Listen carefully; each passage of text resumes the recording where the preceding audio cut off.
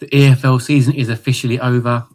The shirts are already out and the Gills have already announced their first signing ahead of next season. The club announced their retained and release list very early on after the season ended, with many players leaving the side, many of whom were expected. Now, the focus is on who we bring in and the sort of characters that are going to lead this team into the next season.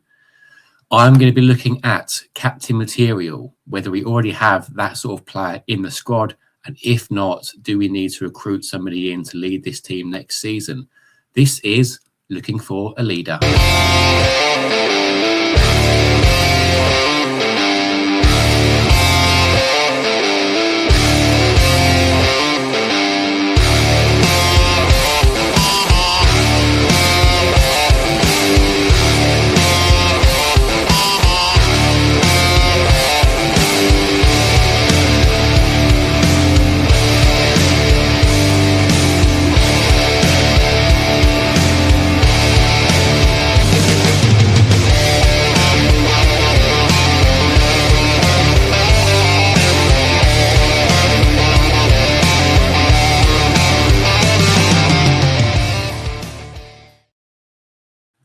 So in this show, I'm going to be asking 4 main questions. The first one being, what makes a good leader? Now, the biggest thing for me is character. We can talk about stats and all we like when bringing in new players, but character is such a huge part of what we've been lacking over the last few seasons.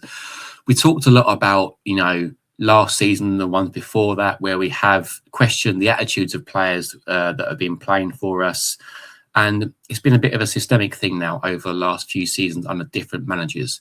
If you run it back slightly and look at some of the stats in terms of league defeat. So in 24-25, we lost 16 matches, but let in 31 goals with an average of 1.93 per game, roughly.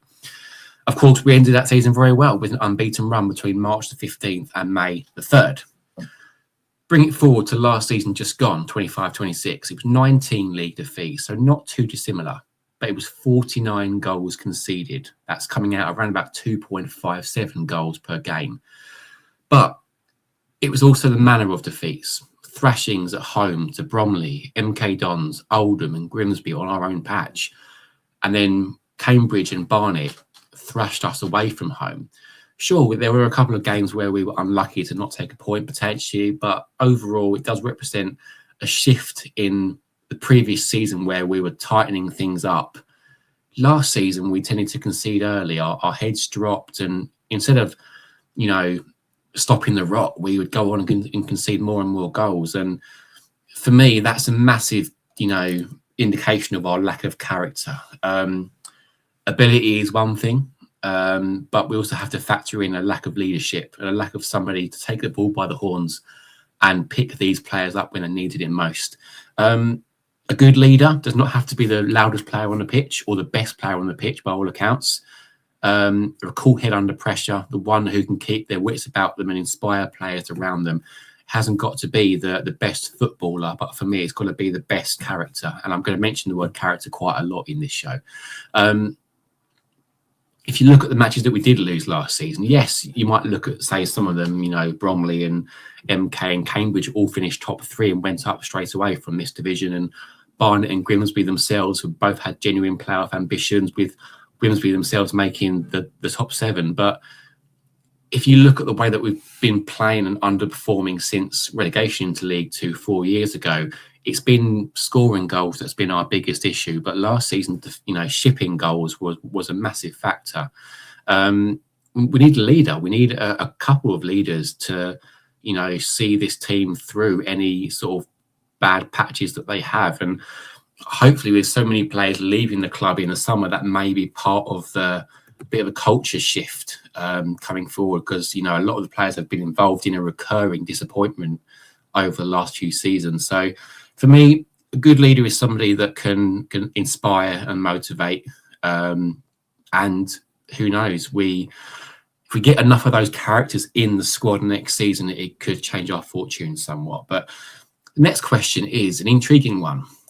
Do we already have a leader at the club? Now, I've said that we need a couple, realistically. If you look at, the captaincy last season, so first and foremost, we can say that, you know, the captain last season, Omani Little, is still going to be at the club next campaign. His contract extension was triggered. Now, there will be players that have come in and worn the armband on a temporary basis, but it's always gone back to Little. I see no reason as to why Gareth would remove that from him, based on the fact that Little was named captain by Gareth Ainsworth, but also by John Coleman before him. But is he the right choice in the eyes of Gill supporters? There are many that will say no, and will have their reasons for that. But that probably all comes down to what those supporters think a captain's role should be. Should it be to be the best player on the park? Should it be the loudest player? Should it be the most obvious, you know, captain material? I guess that's subjective as to what you think a leader should be.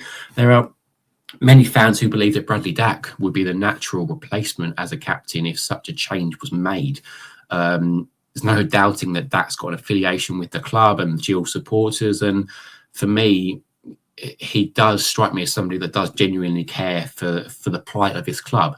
My issue with Dack, and it links into ones I've said before about his availability, is he going to play enough games? I know he's, you know, come a long way since his injury issues a couple of years back, and he should be really proud of what he's done last season in terms of his, you know, increase in the amount of football that he's played.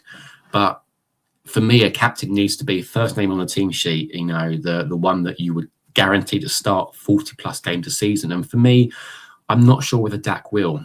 It might depend on who we have around him, but I guess the caveat to that is that he could be a club captain if we still employed a club captain to, you know, be a really good influence behind the scenes and maybe have a team captain and a club captain. It would mean that Dack would still have an important role to play in motivating those around him during the week behind closed doors, all the stuff that we don't see.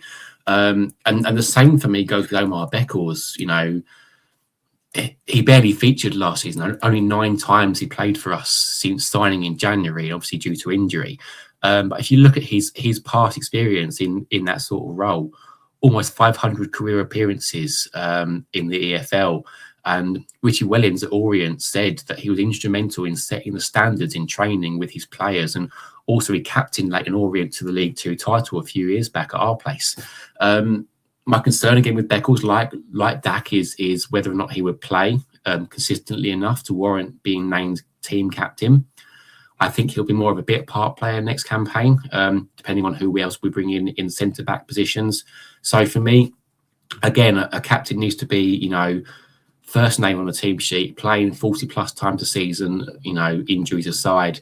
And I just don't know whether Beckles will be able to do that. But again, his influence off the pitch could be crucial.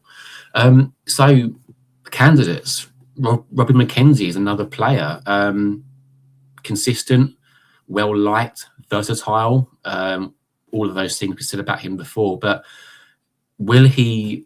does he have those sort of traits as a captain, a motivator, a leader? We don't know what he's like behind the scenes. He comes across quite quiet and down to earth, but could he be somebody that could, you know, pick up the captaincy responsibility in that position? And I guess looking further afield, if you want somebody that is evidently, you know, passionate about our plight and, you know, really cares for the club, then you look at Sam Gale. But potentially, you know, 21 years of age, just completed his first EFL season. It might be a little bit too soon for Sam to take on the extra burden of a captaincy. As much as he would love that you know, opportunity to sort of captain his side, his hometown side, I don't know whether that would be, you know, the right move right away. But maybe in time, Sam Gale could be a potential future captain at the club, depending on the way the next sort of couple of years go for him. But it hasn't got to be somebody inside the club. You know, could we bring in a ready-made captain? We have done before. I guess it all comes down to, you know, who we can identify to bring in and fulfill that role. We look at previous examples of that. Kyle Dempsey was brought in from Fleetwood, you know, in 2020 and immediately named captain and recognised that he had all the right attributes to take on that role. And realistically, under Dempsey and co, we had a very successful period, in League One, and he's gone on to captain Bolton as well at times since then. And obviously, he's now leaving Bolton in the summer, but he's got the pedigree from being captain of our team in what was a decent period for us. So, and Adam Barrett as well, captain of the League Two winning side in 2013. Player with heaps of experience at this level, captaining Southend United for a very, very long time, and so therefore was a natural, influential leader to bring into the side, and obviously led such a different plethora of players when we did go up from this division. So somebody of that kind of ilk would be fantastic, but the issue will be finding that player. Natural born leaders aren't going to come cheap, and they're not going to be readily available, and if they are, they're probably already doing that at other clubs. So, bringing in somebody to fill the void of captain, of leader is, a massive step. And positionally, Gills need to recruit in lots of different areas, but the biggest thing is the type of player that we get in now, the character that we buy, bringing somebody in that can give these players a little bit of a boot up the backside if they need to. Yes, the captaincy situation is one thing. I think leadership is crucial, and the leaders doesn't have to be the captain. But I think normally those two do go hand in hand. So it's a question for us, and maybe something that we're going to look to recruit in the next sort of few weeks and months. But my last question to you is, where should our captain play? Does it matter where the captain is positioned on the pitch? I think back to John Coleman's comments when he removed the captaincy from Max Amer. It was towards the back end of that season, and he stated that he wanted Max to focus more on marshalling a defence that was leaking goals and ultimately losing football matches. Now, it was generally decided that removing the captain armband from Max was probably going to help him under a lot of pressure from supporters, and I think Max didn't ever really endear himself to a lot of supporters all of the time. And Little's in the same boat. Little took over the armband from Max Amer, appointed by John Coleman and kept on by Gareth. And maybe there was comments last season that Arnie Little sometimes struggled with the weight of expectation as a captain in the midfield. Probably our massive problem area from last season was the midfield area, despite the goals that we let in, as I mentioned earlier on. So is there a shout for removing some of the responsibility from Little, maybe freeing him up a little bit more to play with a little bit less pressure and maybe make fewer mistakes? If you look at previous captains we've had in recent years, Lee Martin played mostly as a winger, occasionally as a 10, but he captained the side for a period of time, and obviously Danny Kedwell was the captain before that, and he was a great leader, from the front. So I don't think it matters less and less nowadays as to where your captain plays on the pitch. If you've got a genuine leader, they could come from all over the place. But this club needs just not one player to step up to the plate. It needs to be all over the pitch that we need to get better, stronger, mentally stronger, and hopefully there will be players brought in that can take up that responsibility of leading, whether or not they are wearing the armband or not.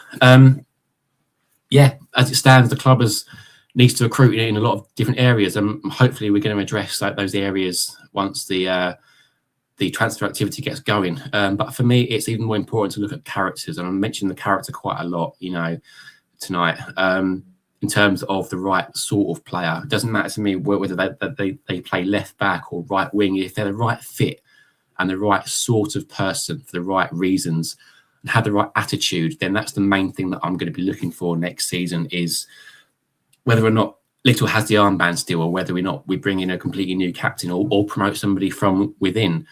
Are the players able to, if our season threatens to go in a similar direction and we lose games and our heads drop, can we have the right players to G those players up and to really step up to the plate next season? Who knows? We'll wait and see. 3 questions for you. Who do you think will be our captain next season? we'll wait and find out.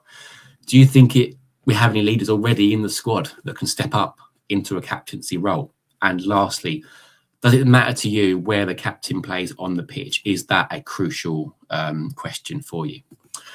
Remains to be seen. Yes, hopefully our fortunes can change somewhat soon. Nice to see you all again. Hopefully we'll be back soon with some more content. And yes, as the signings roll in, let's hope that we've got the characters in there to hopefully change our fortunes somewhat, and we'll see a much greater season next season as we look to hopefully get out of League Two at the fourth time of asking. Was it the fifth time asking? It's been so long now, I can't even recall. Thanks for watching. Until then, go and buy your shirts and up the Gills.